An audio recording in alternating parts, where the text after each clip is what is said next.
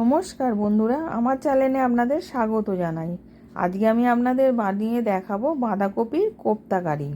প্রথমে আমি বাঁধাকপিটাকে ধুয়ে ঝিরিঝিরি করে কেটে একটা বাটির মধ্যে রেখে দিয়েছিলাম। এবার ওর মধ্যে আমি কিছু মশলা দিয়ে দেব। আদা কুচি, ধনেপাতা কুচি, লঙ্কা কুচোনো, স্বাদ মতো নুন, হলুদ গুঁড়ো, গরম মশলা গুঁড়ো, বেকিং পাউডার দেব। আর একটা নারকেলের মালা করে রেখেছিলাম, অর্ধেক মালাটা দিয়ে দিলাম। দিয়ে ভালো করে মিশিয়ে নেব।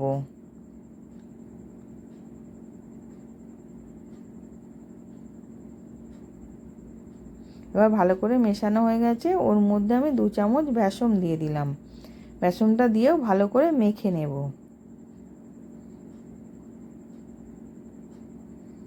এবার মাখা হয়ে গেছে। এবার আমি গোল গোল করে কিছুটা করে নিয়ে কোপ্তার মতন তৈরি করে নেব। এবার সবগুলোকে করে নেব।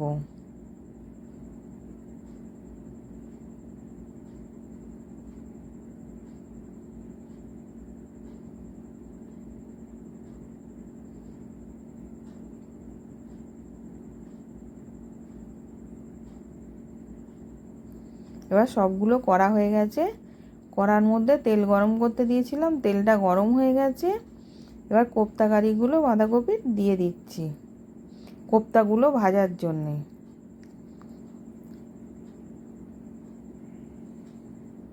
এবার এক পিঠটা হয়ে গেছে, আর এক পিঠটা আমি উল্টে দিচ্ছি।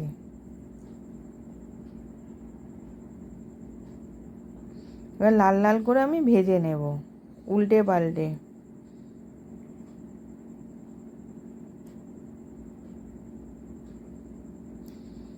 এবার উল্টে পাল্টে লাল লাল করে ভেজে নিয়েছি। এবার তুলে নেব। এবার তুলে নিলাম। ওই তেলের মধ্যেই আমি ছোটো এলাচ আর দারচিনি ফোড়ন দিলাম। তার মধ্যে একটা ক্যাপসিকাম কুচিয়ে রেখেছিলাম, ক্যাপসিকামটা দিয়ে দিলাম। একটা টমেটোকে কুচিয়ে রেখেছিলাম, সেটাও দিয়ে দিলাম। দিয়ে এবার টমেটোটা নরম হয়ে গেছে। এবার ওর মধ্যে আমি কিছু মশলা দিয়ে দেব। আদা পেস্ট দিলাম, জিরে গুঁড়ো, ধনে গুঁড়ো, লঙ্কা গুঁড়ো, কাশ্মীরি লঙ্কা গুঁড়ো, হলুদ গুঁড়ো, স্বাদ মতো নুন দিলাম, আর 1 চামচ টমেটো সস দিলাম। দিয়ে ভালো করে কষিয়ে নেব যাতে কাঁচা গন্ধটা চলে যায়।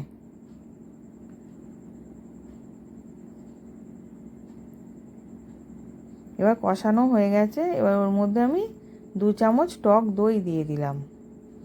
দিয়ে ওটাকেও ভালো করে কষিয়ে নেব তেল ছাড়া পর্যন্ত।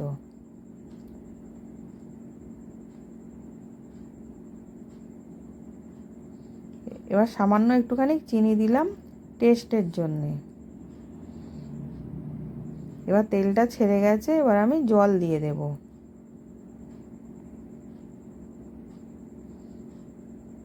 এবার গ্রেভিটা ফুটে উঠলে তারপরে কোপ্তাগুলোকে দিয়ে দেবো। এবার গ্রেভিটা ফুটে গেছে, আমি কোপ্তাগুলোকে দিয়ে দিলাম। দিয়ে ভালো করে ফুটিয়ে নেব।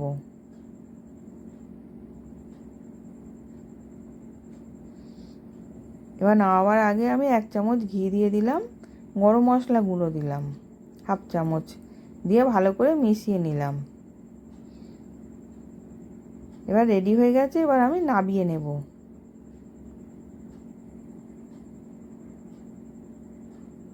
এবার নামিয়ে নিলাম, সার্ভ করার জন্য রেডি। আশা করছি ভিডিওটা ভালো লেগেছে। আমি হাজির হব আর এক নতুন রেসিপির সাথে।